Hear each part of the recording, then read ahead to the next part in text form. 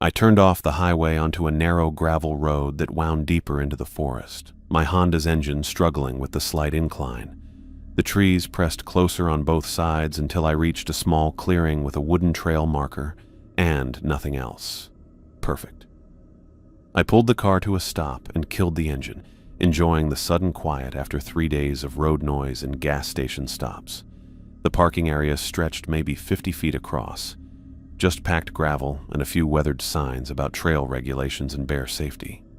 Mine was the only vehicle, which didn't surprise me. Most people hit the popular trails on weekends, and here I was on a Wednesday morning at one of the more remote access points in Olympic National Forest. I'd specifically chosen this spot for that reason. I sat in the driver's seat for a moment, rolling my shoulders to work out the knots from sleeping in cheap motels. Phoenix felt like another planet now. All that desert heat and endless strip malls replaced by towering evergreens and the smell of moss and rain. The divorce papers were still folded in my glove compartment where I'd tossed them after signing. I'd thought about throwing them away at a rest stop in Oregon, but something made me keep them. Not sentimentality, more like proof that chapter was actually over. I climbed out and stretched, my legs stiff from the drive. The air hit my lungs differently here, clean and thick with moisture. I'd forgotten how much I missed that Pacific Northwest smell, earthy and alive in a way that desert air never managed. This was exactly what I needed after 6 months of lawyers and bitter arguments and splitting up 15 years of shared possessions like we were dissolving a business partnership. My backpack sat in the trunk where I'd loaded it that morning, worn and faded but reliable. I'd bought it 12 years ago for my first serious hiking trip, and it had carried me through dozens of trails since then. I pulled it out and set it on the hood to do one final gear check. Sleeping bag, tent, camp stove, 3 days of food, water purification tablets, first aid kit, knife, flashlight, matches in a waterproof container. Everything I'd need to disappear into the wilderness for a while. The weight felt familiar as I shouldered the pack and adjusted the straps. I'd hiked these mountains twice before, once right after college and again about 5 years ago when work stress had gotten too heavy. Both times I'd found something here that city life couldn't provide. Actual quiet. The kind that let you hear your own thoughts without traffic or neighbors or phone calls cutting through. A wooden trail marker stood at the edge of the parking area, carved letters painted white against dark wood. Mount Sawtooth Trail, 8.2 miles to summit. Below that, smaller signs warned about weather changes and reminded hikers to register their plans. I pulled out the day-use permit I'd bought online and filled it out with a pen that barely worked in the cold air. 3 days, solo hike, estimated return Friday afternoon. I folded the white copy and stuffed it in my jacket pocket. The trail started as a packed dirt path maybe 4 feet wide, clearly marked with small metal blazes nailed to trees every 100 yards or so. Douglas firs rose on both sides like green pillars, some of them thick enough that 3 people holding hands couldn't reach around them. Moss covered everything, rocks, fallen logs, even the bark of living trees. It made the whole forest look like it was wrapped in green velvet. I fell into my hiking rhythm within the first few minutes, the familiar pattern of foot placement and breathing that came back automatically. Left foot, right foot, pole plant, step up. My body remembered this even after months of sitting in lawyers' offices and packing boxes. The pack's weight distributed evenly across my shoulders and hips, and I could feel my legs warming up as the trail began a gentle climb. For the first hour, the only sounds were my footsteps on the dirt path and the occasional creak of tree branches overhead. No traffic noise, no construction, no voices except my own breathing. My shoulders relaxed for the first time in weeks. The knot of tension I'd been carrying since the divorce papers were served started to loosen, replaced by the simple rhythm of putting one foot in front of the other. The forest smelled like rain and decomposing leaves, clean and complex in a way that made Phoenix's dry air seem thin by comparison. I'd grown up with desert landscapes, but something about these mountains had always felt more like home. Maybe it was the way the trees filtered the light, or how the moss made everything look ancient and untouched. Whatever it was, I needed it right now. My plan was simple: hike 5 miles in before setting up camp, somewhere near the tree line with a view. Give myself 3 full days to think through what came next, then drive back and start the new life I'd been putting off for months. The job in Portland was waiting, a small apartment already rented, a chance to rebuild without the constant reminders of everything that had fallen apart. The trail wound steadily upward through stands of fir and cedar, well maintained but obviously not heavily used. I passed a few spots where other hikers had stopped to rest, small clearings with fire rings made from stacked stones, but saw no recent signs of use. The remoteness was exactly what I'd wanted. No crowds, no small talk with strangers. Just me and the mountain and enough time to figure out how to move forward. The rhythm of hiking had settled deep into my muscles by the time I reached the steeper sections of the trail. 2 hours of steady climbing had warmed me up enough that I'd unzipped my jacket and rolled up my sleeves. My legs felt strong and my breathing was even, the familiar satisfaction of physical exertion replacing the mental static that had followed me from Phoenix. The trail had grown more challenging as it climbed, switching back and forth through increasingly dense forest.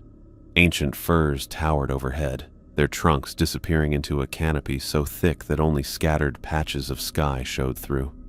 The moss seemed to grow thicker here too, cushioning every surface until the whole forest looked soft and muffled. I stopped to check my map at a wooden marker post, comparing the trail blazes to my planned route. According to the elevation markers, I'd climbed about 1,500 feet since the parking area. Good progress. At this pace, I'd reach the ridge by late afternoon with plenty of time to set up camp before dark. That's when I noticed it. The woods had gone completely quiet. I'd been so focused on my footing and breathing that the change had crept up without me realizing it. But now, standing still with the map in my hands, the silence pressed against my ears like cotton. No bird calls echoed through the trees. No squirrels chattered or scrambled up bark, not even the buzz of insects that usually formed a constant background hum in forest air. I folded the map and looked around, scanning the massive tree trunks and moss-covered boulders for any sign of movement. Nothing stirred. The stillness felt heavy and wrong, like the entire forest was holding its breath. In all my years of hiking, I'd never experienced anything close to this level of quiet. Even in winter, there were always sounds: wind through branches, small animals moving through undergrowth, birds calling from somewhere in the distance. I unscrewed the cap on my water bottle and took a long drink, the liquid cool against my suddenly dry throat. The sound of swallowing seemed unnaturally loud in the dead air. I capped the bottle and clipped it back to my belt, the small metallic click echoing like a gunshot. Maybe I'd climbed into some kind of atmospheric pocket where sound carried differently. Or maybe the thick moss was absorbing everything. I'd read about places where geological formations created unusual acoustic effects. Still, the wrongness of it made my skin crawl in a way that had nothing to do with logic.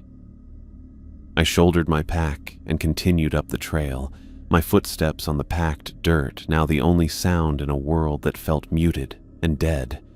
Every step seemed to announce my presence to something watching from the shadows between the trees. I tried to shake off the feeling, focusing instead on the familiar mechanics of hiking.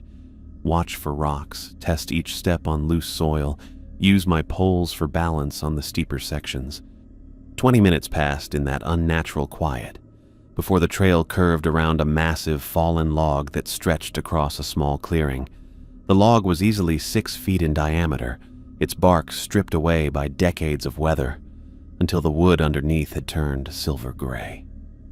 I was adjusting my pack straps and looking ahead to plan my next few steps when I saw him. A man walked toward me down the trail, maybe 30 yards away and closing the distance at a steady pace.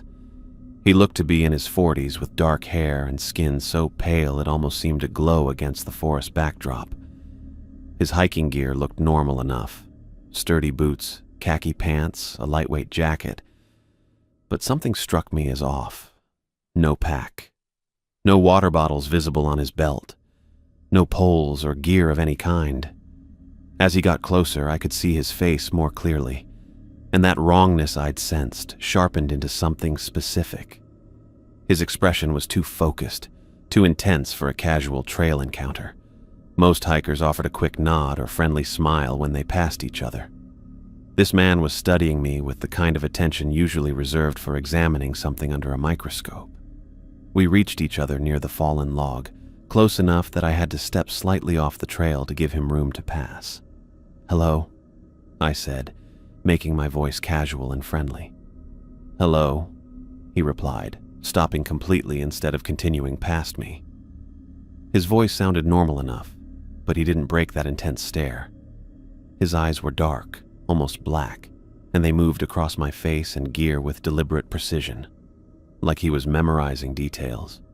"Beautiful day for hiking," I added, trying to fill the awkward silence. "Where are you headed?" he asked, ignoring my comment about the weather entirely. "Up to Sunset Ridge, planning to camp there tonight." He nodded slowly, a movement that seemed calculated rather than natural. "I've been up that way earlier. Good spot." "Yeah, I've heard it has nice views," I said, though something about his phrasing bothered me. Earlier today, or earlier in general? And if he'd already been to the ridge, why was he coming down from this direction instead of the main summit trail? "You hiking alone?" he asked. The question made my shoulders tense. Maybe it was an innocent inquiry, the kind of small talk hikers made about trail conditions and plans. But combined with his strange intensity and the way he'd positioned himself to block my path, it felt more like an interrogation. "Yeah, just me," I said. "You?" "Just me," he echoed. We stood there for another few seconds, him continuing to stare at me with that unblinking focus while I fought the urge to step backward. Finally, I moved to one side. Well, I should keep moving if I want to make camp before dark. "Of course," he said. But he didn't immediately move aside. When he finally stepped off the trail to let me pass, I had to brush close enough to him that I could have reached out and touched his jacket. That's when I caught the smell. A strange metallic odor that reminded me of old pennies or blood. It was faint but distinct, completely out of place in the clean forest air. I nodded once more and continued up the trail, fighting the urge to look back over my shoulder. My skin felt tight between my shoulder blades, like someone was pointing a loaded gun at my back. After what felt like a full minute of walking, I finally glanced behind me. The trail was empty. The man had vanished around the bend as if he'd never been there at all. But that metallic smell lingered in the air where we'd met, sharp and wrong and impossible to ignore. I stood there for a moment, breathing it in and trying to make sense of what had just happened. The encounter had lasted maybe 2 minutes, but every detail felt carved into my memory with uncomfortable clarity. His pale skin, those dark, studying eyes, the way he'd asked about my plans like he was gathering information rather than making conversation. I continued up the trail, but the easy rhythm I'd found earlier was broken. My shoulders stayed tense, and I found myself checking behind me every few minutes, expecting to see that pale figure following at a distance. The forest remained locked in its unnatural silence, making every footstep and breathing sound amplified and exposed. The wrongness that had started with the dead quiet now extended to that strange encounter. In 15 years of hiking, I'd met hundreds of other people on trails, and none of them had ever left me feeling this unsettled. There had been something predatory about the way he'd watched me, like I was being evaluated rather than greeted. I told myself I was overreacting, that divorce, stress, and isolation were making me paranoid about a perfectly normal trail encounter.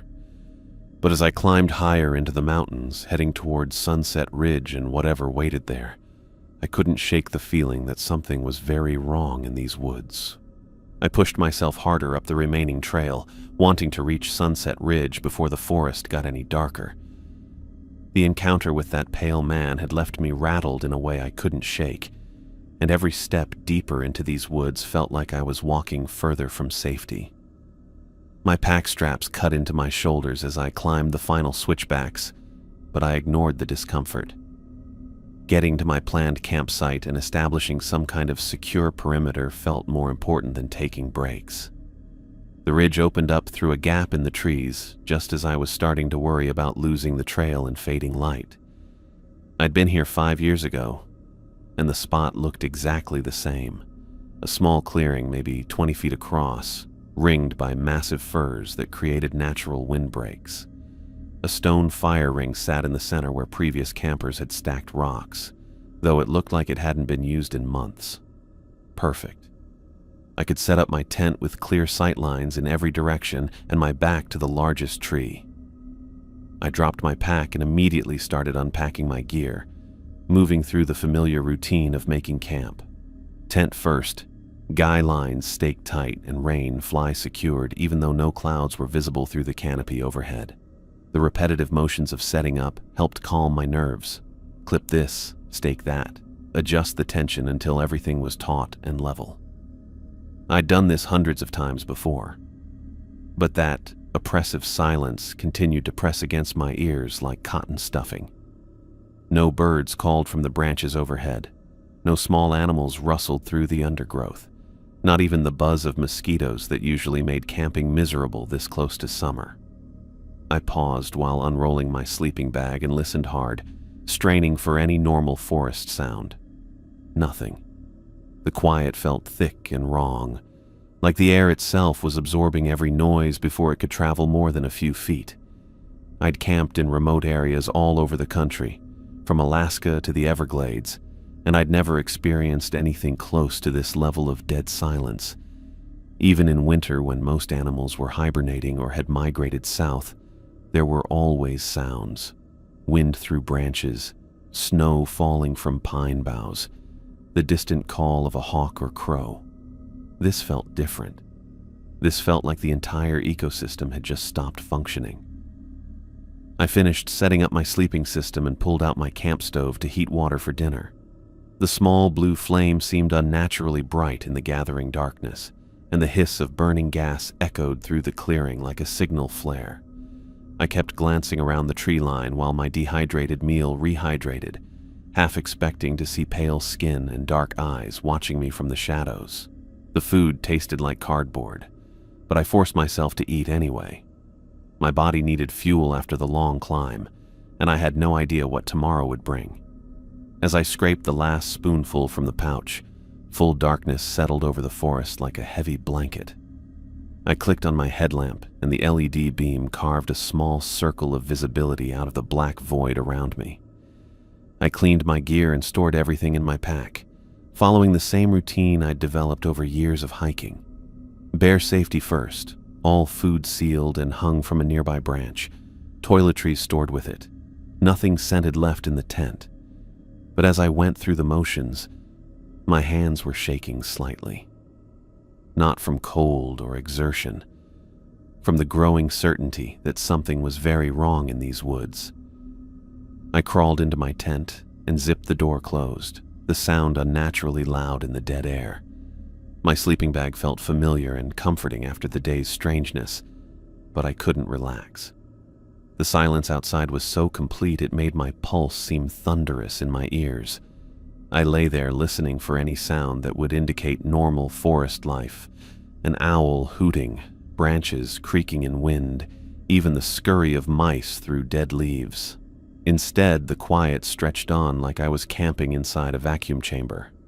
I reached for my hunting knife and slipped it under my inflatable pillow, the handle within easy reach of my right hand. The blade was only 4 inches long, more tool than weapon, but its weight felt reassuring against my palm. I told myself I was being paranoid, that divorce stress and isolation were making me jumpy about a perfectly normal backpacking trip. But paranoid or not, I wasn't taking any chances. Sleep felt impossible with my nerves this wound up, so I just lay there in my sleeping bag and tried to think calming thoughts. Portland. My new job. The apartment I'd rented sight unseen, but which looked decent in the photos. Anything except that pale man's intense stare and the metallic smell that had lingered long after he disappeared around the trail bend. I must have dozed off eventually, because I woke to the sound of footsteps outside my tent. Soft, deliberate footsteps on the forest floor, maybe 10 feet away from my head. I went rigid inside my sleeping bag, every muscle locked tight as I listened. The steps were slow and measured, like someone carefully placing each foot to avoid making noise. But in the absolute silence of these woods, I could hear every detail. The soft compression of pine needles, the slight scrape of boot sole against a small stone. The footsteps moved around my campsite in a wide circle, passing behind my tent toward the fire ring area. I gripped the knife handle and tried to control my breathing, which sounded deafening in the confined space of my tent. Whoever was out there wasn't trying to be completely silent. They wanted me to hear them. The footsteps were too regular, too deliberate. Someone was examining my camp. That metallic smell began seeping through the tent fabric, the same strange odor I'd noticed when the pale man stood too close on the trail, sharp and wrong like pennies mixed with something organic that had started to rot. The smell got stronger as the footsteps circled closer to my tent, and I had to clamp my mouth shut to keep from gagging. The steps paused directly outside my tent door for what felt like several minutes. I could hear breathing, slow, controlled inhalations and exhalations that somehow didn't sound quite right. Too steady, too mechanical, like someone consciously thinking about each breath instead of breathing naturally. Then the footsteps resumed their circuit around my campsite, moving with that same measured pace. Around the fire ring, past where I'd hung my food, back toward the tree line and around again. The pattern repeated 4 or 5 times, each circuit taking several minutes. I lay perfectly still, afraid that any movement would give away that I was awake and listening. The metallic smell grew stronger with each pass, until it was so thick I could taste it on my tongue. My stomach churned and I fought the urge to retch, pressing my face into my sleeping bag to try to filter the air. Whatever was circling my camp, it carried that odor with it like a cloud of poison. Finally, after what felt like hours but was probably only 10 or 15 minutes, the footsteps moved away from my campsite toward the deeper forest.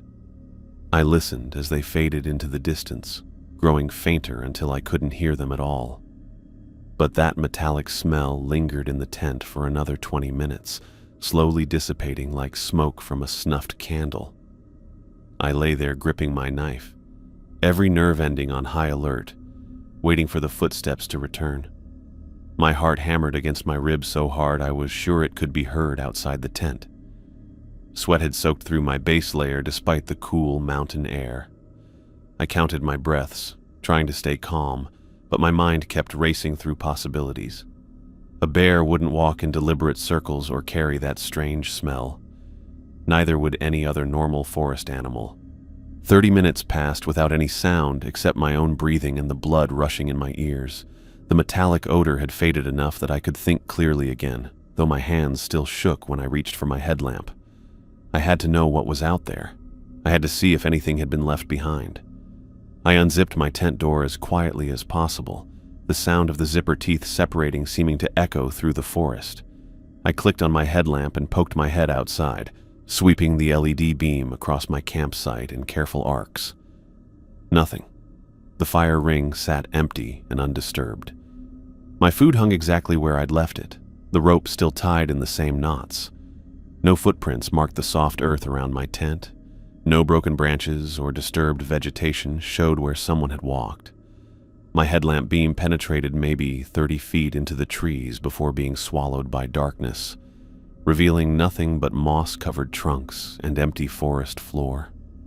I played the light across every inch of the clearing twice, searching for any sign that someone had been here. The beam picked up the metallic reflectors on my guy lines, the pale fabric of my tent, the dark stones of the fire ring, but no evidence that anything had circled my camp for 15 minutes, breathing and watching and carrying that horrible smell. I pulled my head back inside and zipped the tent closed, my hands trembling as I fumbled with the slider. Whatever had been out there was gone now, leaving no trace it had ever existed. But I could still taste that metallic flavor on my tongue, and my ears rang with the memory of those deliberate, measuring footsteps. I didn't sleep again that night. I'd been staring at the tent ceiling for hours, knife handle warm from my grip, when the first hint of gray light began filtering through the fabric. My eyes burned from lack of sleep, and my whole body ached from lying rigid in the same position all night. Every small sound, the settling of my sleeping bag, the soft pop of my joints when I shifted slightly, had made me freeze and listen for an answering noise from outside. But that horrible silence had continued unbroken since the footsteps faded into the forest. No wind through the branches overhead, no insects buzzing in the pre-dawn air. Even my own breathing seemed muffled and wrong, like the forest was swallowing sound before it could travel more than a few inches. I sat up slowly and checked my watch. 6:15. Close enough to dawn that I could justify getting out of here. I'd planned to spend 3 days on this mountain, working through my life changes and finding some kind of peace. Instead, I'd spent one sleepless night convinced something was hunting me through the woods. I unzipped my sleeping bag and started stuffing it into its compression sack, movements quick and efficient. Everything went back into my pack in reverse order.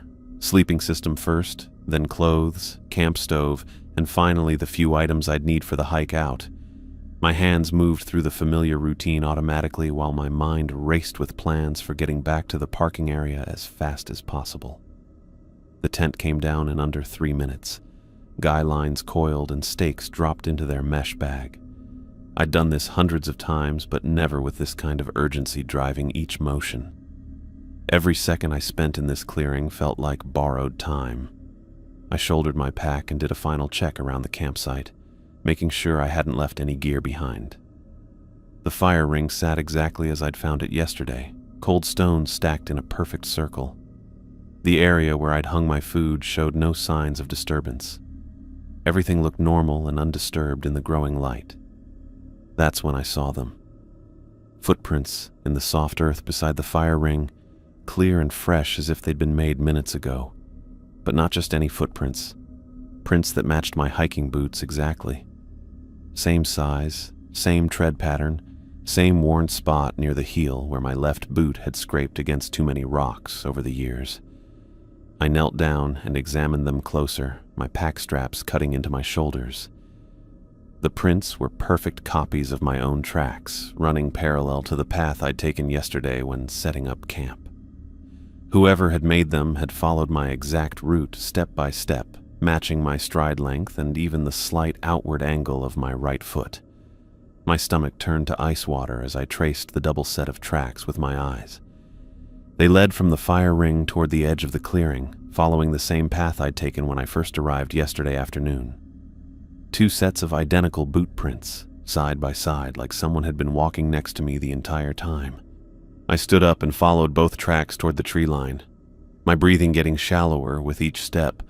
The prints continued past the edge of the clearing and onto the main trail, still running parallel to each other. The person who'd made the second set had been following me, copying my movements with disturbing precision. The metallic smell hit me as I reached the trail junction, stronger than it had been last night. Sharp and wrong, like pennies mixed with something that had started to rot. It made my eyes water and my throat close up. I pressed my sleeve against my nose and mouth, but the odor seemed to seep through the fabric. I followed both sets of tracks down the trail, dreading what I might find, but unable to stop myself from looking. The identical prints continued side by side for 50 yards, 100 yards, all the way to the fallen log where I'd met that pale man yesterday. That's where the second set of tracks began, right at the spot where he'd stood blocking my path with those dark, studying eyes. He'd been following me from that moment, watching my movements, copying my route, learning my patterns. While I'd hiked up to Sunset Ridge thinking I was alone, he'd been shadowing my every step. And last night, while I lay terrified in my tent, He'd circled my campsite like a predator marking territory. Panic crawled up my throat like a living thing. I spun around, scanning the forest for any sign of movement among the massive tree trunks. The silence pressed against my eardrums, thick and oppressive. No birds called from the canopy overhead. No squirrels chattered in the branches. The entire ecosystem felt dead and wrong, like I was walking through a museum display instead of living woods. I shouldered my pack higher and started down the trail at a fast walk that quickly became a jog. My boots slapped against the packed dirt with sounds that seemed to echo forever in the dead air. Behind me, I imagined I could hear answering footsteps matching my pace exactly. But every time I spun around, the trail was empty. Every shadow between the trees looked like a person watching me. Every moss-covered boulder could have been hiding a pale figure with black eyes and that horrible metallic smell. My pack bounced against my back as I half ran down the switchbacks, legs burning from the rapid descent, but adrenaline driving me forward. The wrongness of this place pressed against me from all sides. The unnatural silence, the metallic odor that lingered in the air, the perfect footprints that matched mine step for step. Something was very wrong in these woods, and I wasn't sticking around to find out what. I needed to get back to my car, back to the highway, back to a world where forests had birds and streams made noise, and strangers didn't study you like specimens under glass. I kept checking over my shoulder as I descended, expecting to see that pale man emerging from the shadows with his black eyes and sharp smile. But the trail behind me remained empty, even as my skin crawled with the certainty that I was being watched. The forest felt like a trap closing around me, and every step toward the parking area was a step toward escape. My breathing came in ragged gasps that sounded thunderous in the absolute quiet. Sweat ran down my back despite the cool morning air. I stumbled over roots and loose rocks in my haste, catching myself against tree trunks that felt cold and wrong under my palms. I had to get out of here. Whatever was hunting through these woods, whether human or something else entirely, I wasn't going to be its next victim. The parking area couldn't be more than an hour away at this pace. My Honda waited there, keys in my pocket, tank full of gas and engine ready to carry me far from this silent, watching forest. I ran harder, my pack bouncing with each step, the metallic smell following me down the mountain like a cloud of poison. I'd been running down the trail for almost an hour when I spotted something through the trees that made me slow to a walk.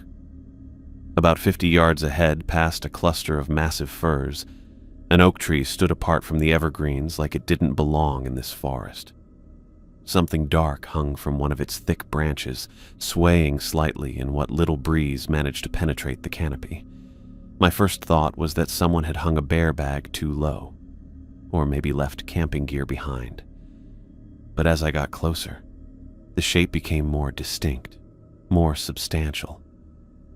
The metallic smell that had been following me down the mountain suddenly got stronger, mixing with something else.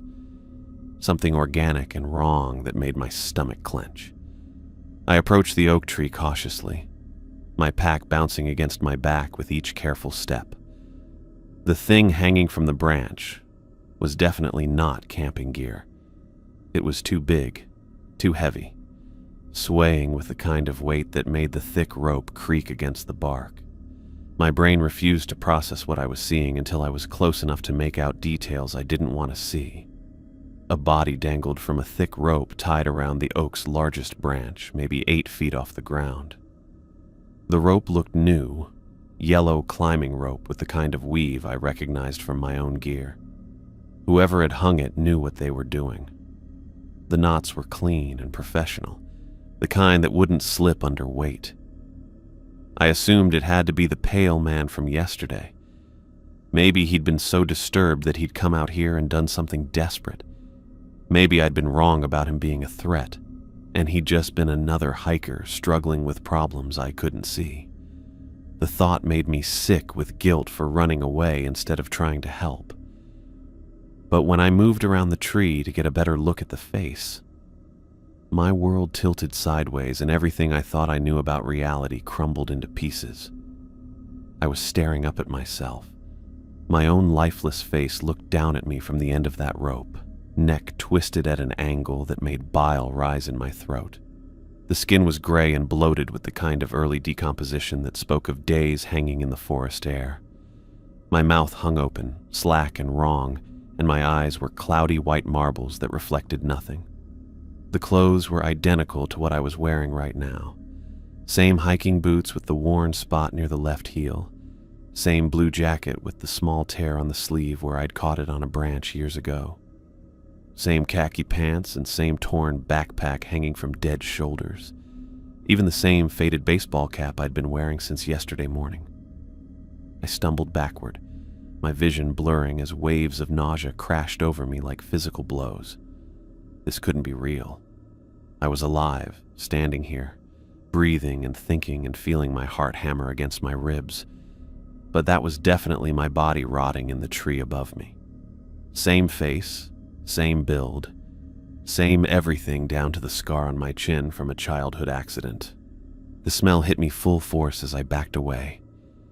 Decay mixed with that horrible metallic odor that had been haunting me since yesterday. Sweet and wrong and thick enough to taste on my tongue.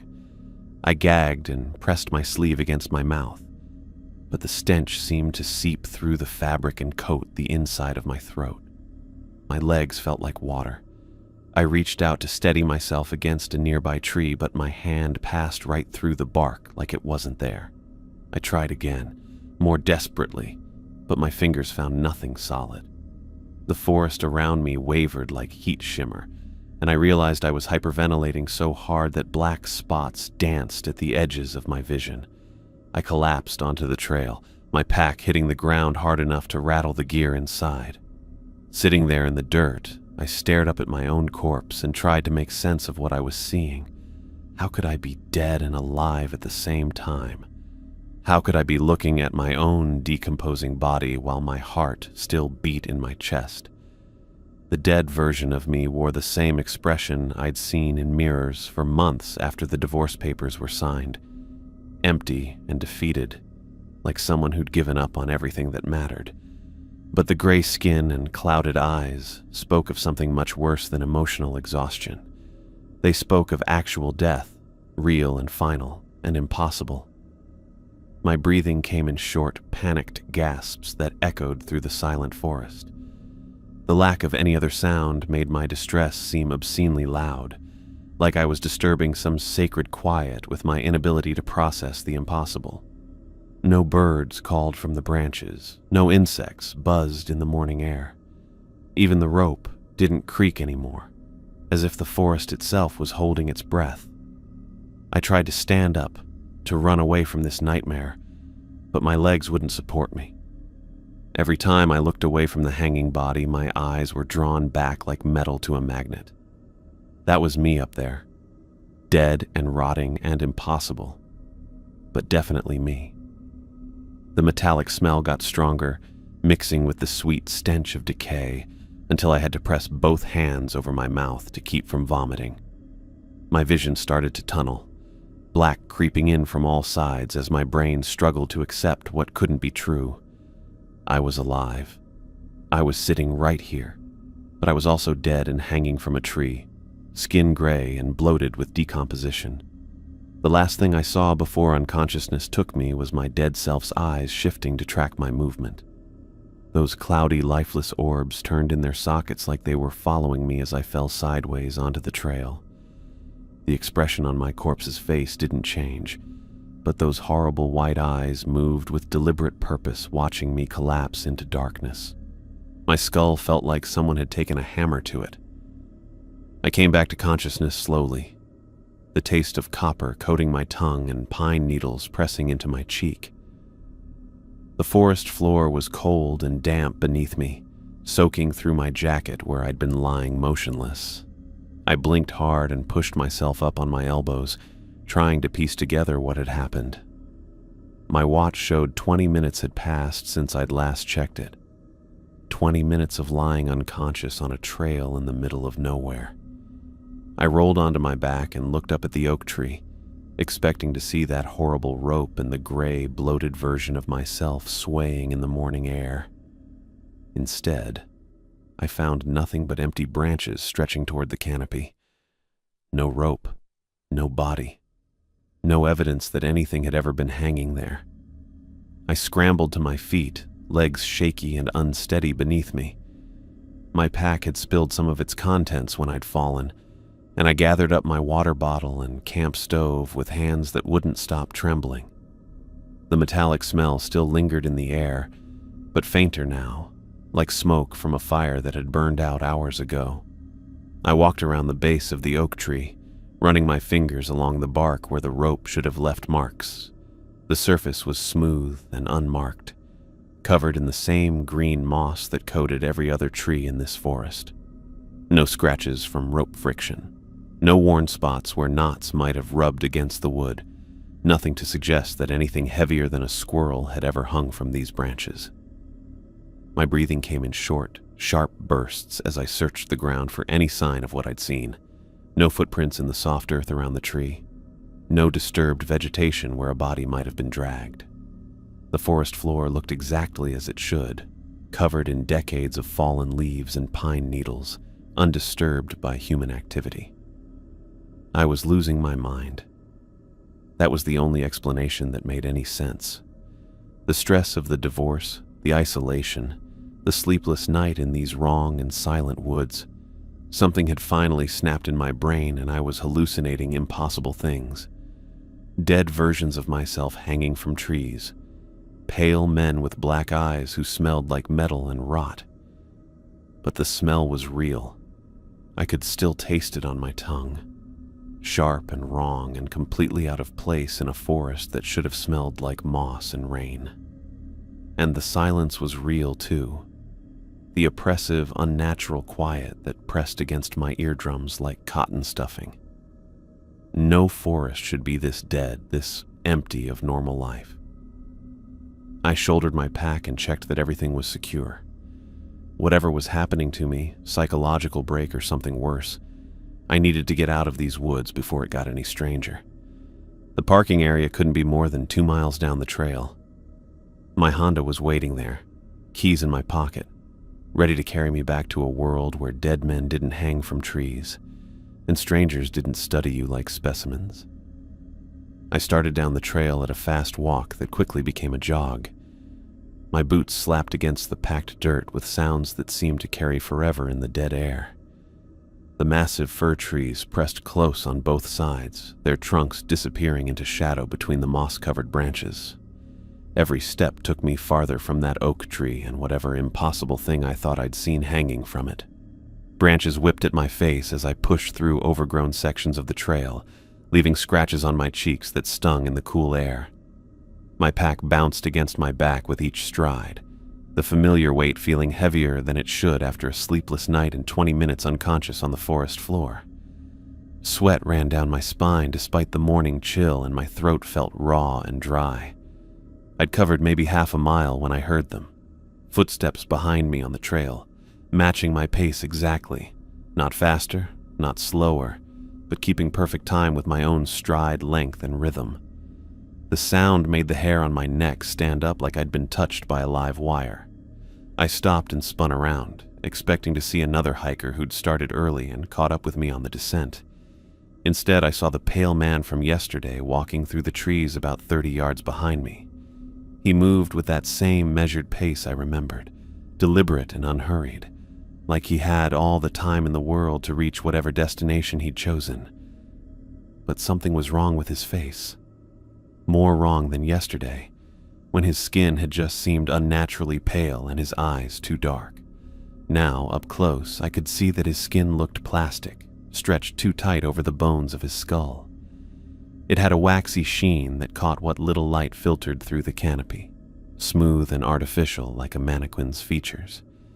His eyes were completely black, not dark brown or deep blue, but genuine black voids that reflected no light at all. They looked like holes punched through his face into some empty space behind his skull. When he smiled, his teeth appeared sharp and wrong, too white and too pointed for a human mouth. The metallic smell rolled off him in waves, stronger than it had been yesterday. Mixed with something else now, something organic and rotten that made my stomach clench with nausea. The combination was so thick I could taste it on my tongue, coating the inside of my mouth with a flavor like old pennies soaked in spoiled meat. He stopped walking when our eyes met, standing perfectly still among the massive tree trunks like he was part of the forest itself. The silence around us felt absolute and wrong, as if the presence of this thing had driven away every living creature for miles in every direction. When he spoke, the voice that came out of his mouth was mine. My exact tone and inflection, the same slight rasp I'd developed from years of smoking in college. The words sounded like they were coming from my own throat, played back through some kind of recording device. You shouldn't have come here. Every muscle in my body went rigid with terror so pure it felt like ice water flooding my veins. This thing, whatever it was, had been listening to me, studying me, learning how to mimic not just my appearance but my voice. The realization hit me like a physical blow to the chest. I turned and ran. Not jogged, not hurried, full out sprinted down the trail like my life depended on reaching the parking area before this thing could catch me. Branches tore at my jacket and face as I crashed through overgrown sections, leaping over fallen logs and dodging around massive tree trunks that loomed out of the shadows. My pack bounced violently against my back, straps cutting into my shoulders with each impact. I could hear gear rattling inside, but I didn't slow down to adjust anything. The only thing that mattered was putting distance between myself and that horrible plastic face with its black void eyes and sharp, predatory smile. Behind me, I heard nothing. No footsteps crashing through the undergrowth, no branches snapping under weight, no heavy breathing or sounds of pursuit. But somehow that made it worse, because I knew it was following me. I could feel its presence like pressure against my back, steady and relentless and completely silent. The trail curved sharply to the left around a cluster of ancient firs, and I took the turn too fast, my right foot sliding on loose pine needles. I caught myself against a moss-covered trunk, the surface feeling cold and wrong under my palm, and glanced back over my shoulder. Nothing. The trail behind me was empty, just packed dirt and scattered rocks disappearing into the shadows between the trees. But the metallic smell still hung in the air, sharp and distinct, and I knew the thing was still there, still following, still matching my pace with that horrible, impossible silence. I pushed off from the tree and kept running, my lungs burning from the cold morning air and the frantic pace. The parking area had to be close now. I'd been moving downhill for what felt like miles, crashing through this nightmare forest toward the promise of my Honda and the highway beyond. Every step took me closer to escape from whatever was hunting me through these silent, wrong woods. Every stride was a denial of the impossible things I'd seen and heard. I was going to reach my car, drive away from this place, and never look back. Whatever had happened to me here, psychological break or supernatural encounter, would stay buried in these mountains where it belonged.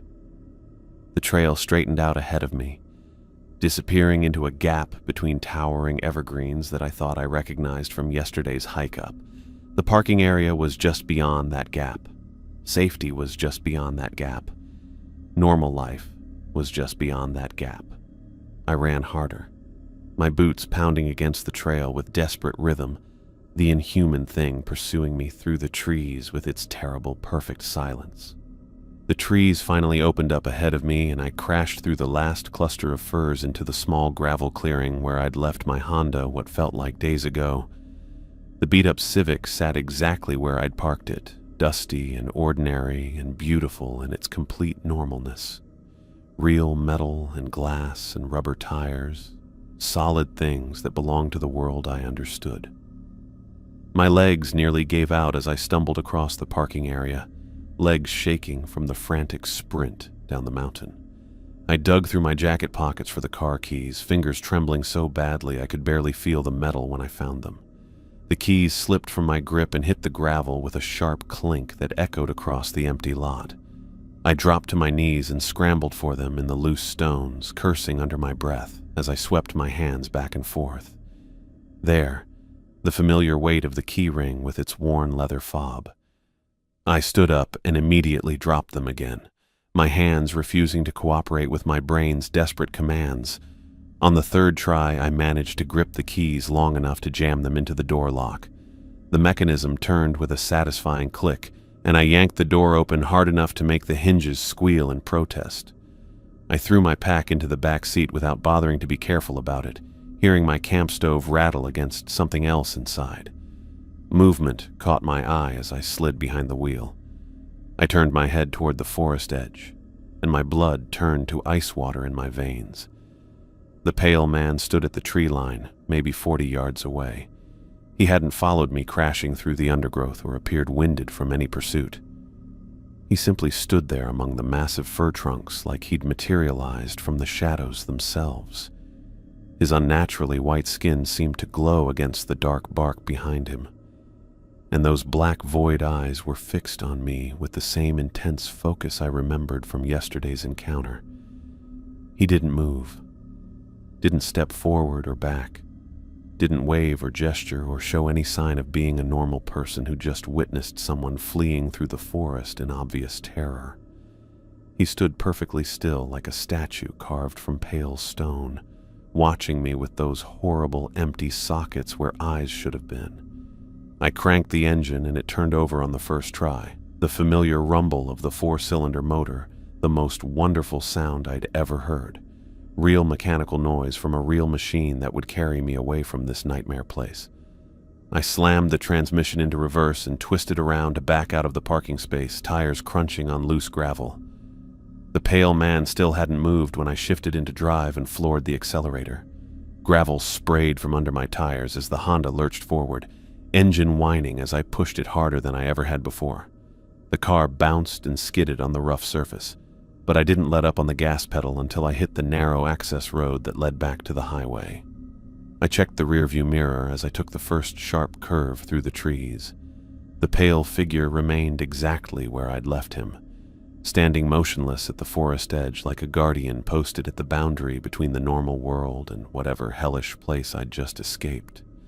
He grew smaller in the mirror as I put distance between us, but he never moved, never changed position, never stopped watching until the trees finally blocked him from view.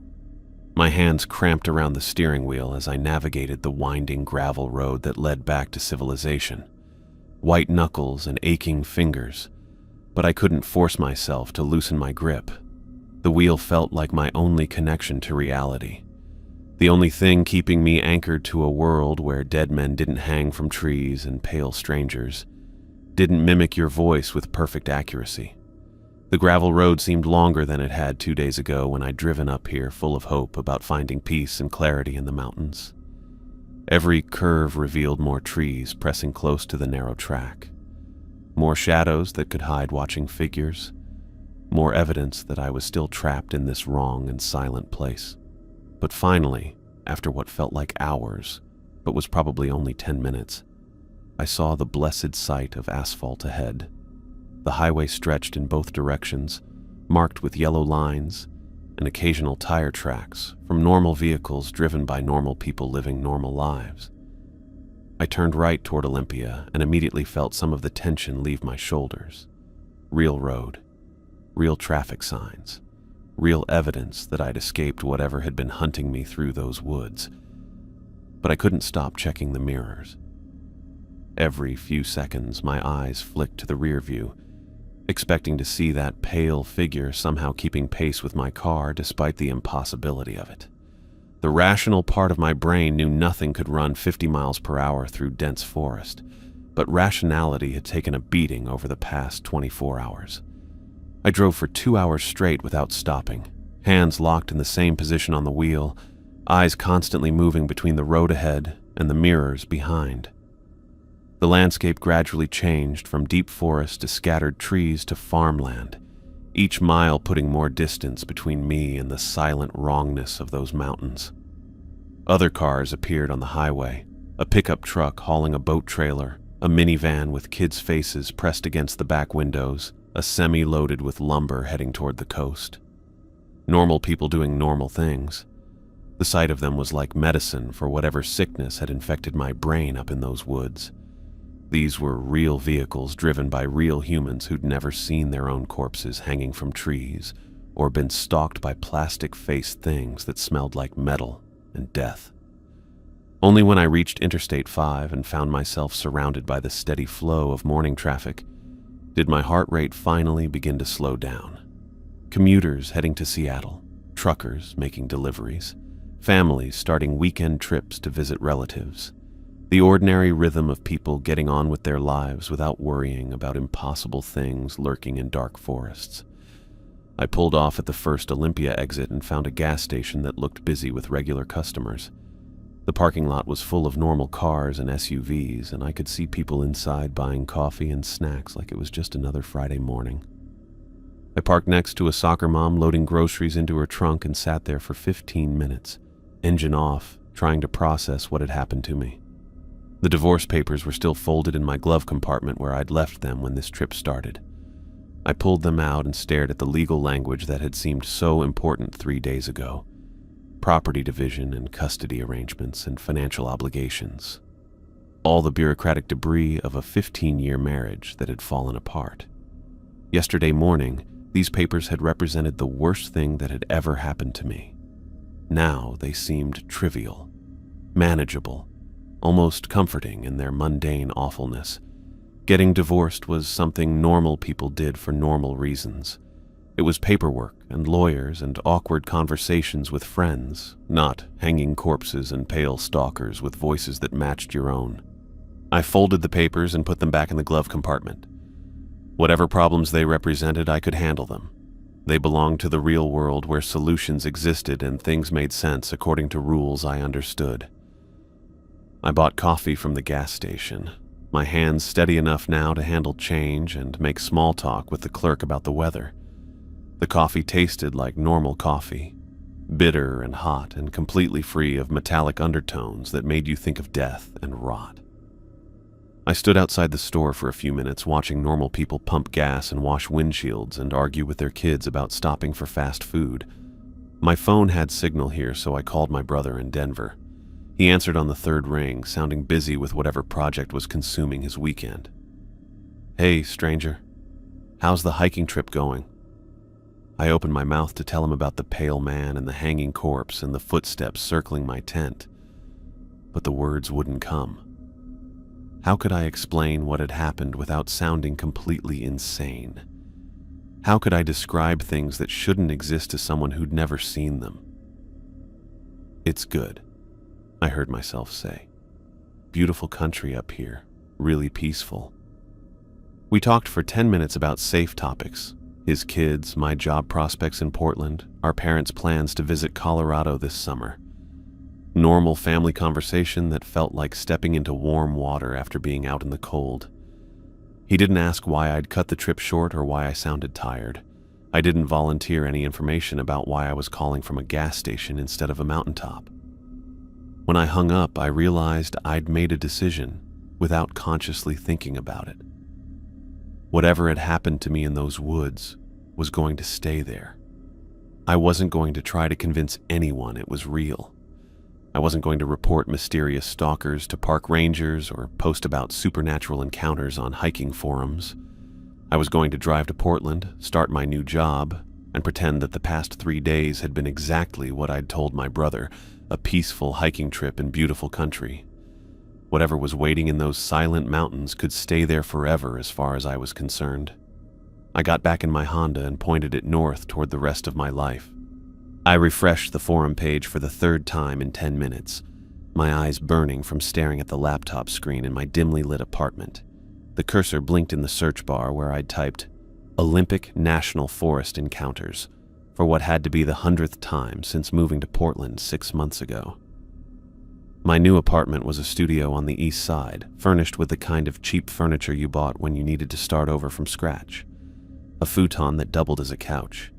A desk from IKEA that wobbled whenever I typed too aggressively. A coffee table covered in empty takeout containers and energy drink cans. The debris of someone who'd forgotten how to take care of himself properly. The wall next to my desk was covered with printed forum posts, news articles, and hiking reports that I'd taped up like some kind of conspiracy theorist's murder board. Red pen connected similar details between stories. Yellow highlighter marked recurring location names. Green circles around dates that formed patterns I couldn't quite decode. Tonight's research had yielded 3 new accounts that made my stomach clench with recognition. A couple from Washington claiming they'd encountered their own reflections walking toward them on the Mount Sawtooth Trail. A solo hiker who'd found his tent circled by footprints that matched his boots exactly. A woman who'd seen herself hanging from a tree near Sunset Ridge before waking up miles away with no memory of how she'd gotten there. All of them mentioned the same unnatural silence. The metallic smell that hung in the air like poison. The sense of being watched and followed by something that moved without making sound. Most disturbing were the ones who questioned whether they'd actually made it out of the forest, or if something else was living their lives while their real bodies rotted in the woods. That last detail always made me close the laptop and walk away for a few hours. I scrolled down to read more comments on a thread titled Doppelganger Encounters in PNW Forests. User TrailRunner88 had posted a detailed account that could have been describing my own experience, down to the pale skin and black eyes that reflected no light. The replies ranged from supportive to skeptical to completely unhinged theories about interdimensional parasites and ancient forest spirits. One comment caught my attention from someone called Forest Guard Official, who claimed to work for the Park Service. These incidents cluster around specific locations during certain times of year. Management is aware but classifies them as isolated psychological episodes triggered by extreme solitude. Standard procedure is to discourage solo hiking in affected areas without making official acknowledgement of anomalous activity. I screenshot the comment before it could disappear, then added it to my growing collection of official non-responses. Park rangers who'd heard similar stories but couldn't talk about them publicly. Search and rescue teams who'd found abandoned campsites with strange evidence they weren't allowed to discuss. Government employees bound by bureaucracy to pretend that dozens of nearly identical encounters were just random hallucinations. My work phone buzzed on the coffee table, pulling me away from the screen. A text from my project manager asking if I could stay late tomorrow to finish debugging a payment processing module. I typed back, sure, without thinking about it. Staying late meant less time alone in this apartment with my research and my thoughts. It meant more hours focused on clean, logical code that behaved according to predictable rules. The job at Cascade Software had been my salvation for the past 6 months. Writing code was meditation, each function and variable a small piece of reality that worked exactly as designed. When I was deep in a programming problem, my brain couldn't wander back to hanging corpses and plastic faces with void eyes. The work consumed me completely. 60 hours a week of voluntary overtime that my coworkers thought was dedication, but was really just terror of being alone with my memories. I minimized the forum page and opened my work laptop to review tomorrow's tasks: database optimization, user interface updates, bug fixes that needed testing across multiple browsers, safe, normal problems with solutions that lived in the real world where things made sense. But my eyes kept drifting back to the personal laptop, where new posts appeared in the Olympic Forest Forum every few days. People sharing impossible experiences in clinical detail, describing encounters with things that shouldn't exist in places that looked normal on satellite maps, all of them wondering if they were losing their minds or if something genuinely wrong was hiding in those woods. I'd tried therapy for 3 weeks after arriving in Portland, sitting in Dr. Morrison's beige office while trying to explain what had happened without sounding completely insane. She'd listened with the kind of professional patience they taught in psychology programs, taking notes about trauma and isolation and the psychological effects of major life changes like divorce. When I'd mentioned the hanging corpse that looked exactly like me, she'd nodded and suggested exploring how stress could create vivid hallucinations that felt completely real. When I'd described the pale man mimicking my voice, She'd talked about the mind's tendency to project internal fears onto external stimuli. Everything I'd experienced had a rational explanation that involved my brain creating monsters to represent my emotional turmoil. After the third session, I'd stopped making appointments. Dr. Morrison had never seen her own dead face staring down from a rope. She'd never been stalked through silent woods by something that smelled like metal and rot. Her explanations might work for other patients with other problems, but they felt like band-aids on a severed artery when applied to what I'd lived through. My reflection in the black laptop screen caught my attention, and I immediately looked away. 6 months later, I still couldn't handle seeing my own face without remembering that gray, bloated version hanging from the oak tree. I'd removed all the mirrors from my apartment except the small one in the bathroom, and even that one was angled so I could shave without making eye contact with myself. The nightmares had mostly stopped, replaced by insomnia and a chronic sense of being watched. I'd installed additional locks on my apartment door and bought blackout curtains that blocked any view from outside. My hiking boots sat in a garbage bag in the closet next to my camping gear, all of it tagged for donation, but never actually taken anywhere. I couldn't bring myself to put them in someone else's hands, knowing what they'd walked through. City parks were off limits now. Even small green spaces made my skin crawl with the memory of unnatural silence and stalking footsteps. I bought groceries online and took Uber rides instead of walking through areas with too many trees. My world had shrunk to this studio apartment, the software office downtown, and the few blocks of urban concrete that connected them. Coworkers invited me to hiking trips and camping weekends that I declined with excuses about being too busy with side projects. They thought I was antisocial or work-obsessed, which was easier than explaining that forests had become enemy territory where impossible things hunted people who looked like me. I opened a new browser tab and searched for Olympic National Forest missing persons. The results were what I'd expected, dozens of people who'd vanished without a trace over the past decade. Experienced hikers who'd registered their plans and never returned, solo travelers whose cars were found at trailheads with no evidence of where they'd gone, search teams that combed hundreds of square miles without finding bodies or belongings. Most of the missing were men in their 30s and 40s, hiking alone during off-peak seasons when trails were empty and help was miles away. The kind of isolated, vulnerable targets that predators of any species would prefer. The pattern was clear once you knew what to look for, but easy to dismiss as coincidence if you'd never seen what was actually waiting in those woods. A new forum post appeared in my Olympic Forest thread, time-stamped just minutes ago. Username Silent Trails 92. The profile showed no previous activity, no avatar, no personal information beyond a join date from earlier today. The post was a single paragraph that made my hands shake as I read it. To the hiker who escaped from Sunset Ridge 6 months ago, you left something behind. It's been waiting for you to come back and claim it. The oak tree remembers what hung there, and so do the footprints that circle it every night. Some doors can't be closed once they've been opened. Some debts can't be ignored forever. The forest knows where you live now. I slammed the laptop shut so hard the screen cracked along one edge. My heart hammered against my ribs while I stared at the damaged computer, afraid to open it again and see if the message was still there or if I'd hallucinated the whole thing. 6 months of research, 6 months of 60-hour work weeks, 6 months of avoiding mirrors and parks and anything that reminded me of what I'd experienced in those mountains. All of it built on the assumption that I'd actually escaped, that driving away from the forest had been real and final and complete. But what if I'd never made it to the parking area at all? What if the last real thing I'd done was collapse beneath that oak tree, and everything since, the Honda, the drive to Portland, this apartment, my job, my carefully reconstructed life, was just the dying dream of someone hanging from a rope while something else wore his face and lived in his place? I walked to the bathroom and forced myself to look in the mirror, studying my reflection for any sign that it wasn't really me staring back.